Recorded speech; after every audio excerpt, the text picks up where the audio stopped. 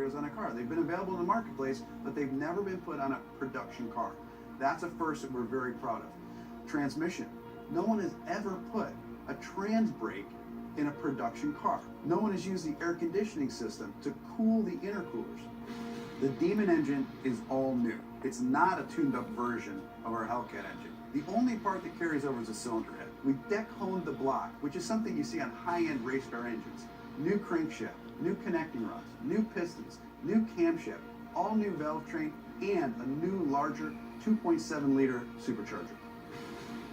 So all of those things that make it a dedicated drag car, all of those things that make it awesome on the strip, you can completely modify.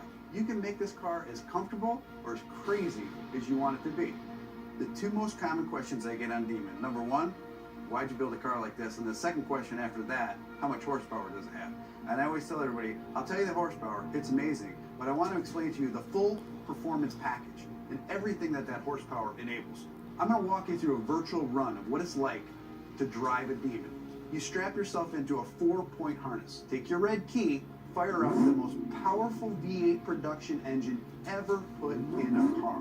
Put your car into drag mode. Once you go into drag mode, your suspension is already pre-calibrated for maximum lift off the starting line. Activate your line lock. Start spinning your drag radials. Get them hot and sticky, over 200 degrees. You literally have dripping rubber off of your tires. You creep to the starting line. Adrenaline is flowing. You're pre-stage. You're 7 inches away from launching this car. Trans brake, check.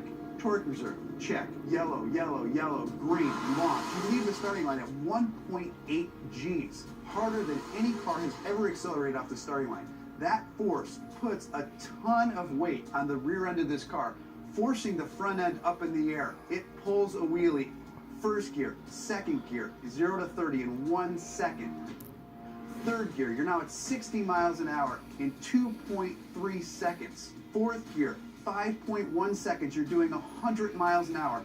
Now things are starting to settle in. You're really getting into this time warp and things are happening so fast. You're getting close to the end of the track. You're now doing 140 miles an hour as you cross the finish line in 9.65 seconds. You have just driven this production car faster than any production car has ever finished the quarter mile. So fast, in fact, that after the NHRA certified that time, they banned it from competition.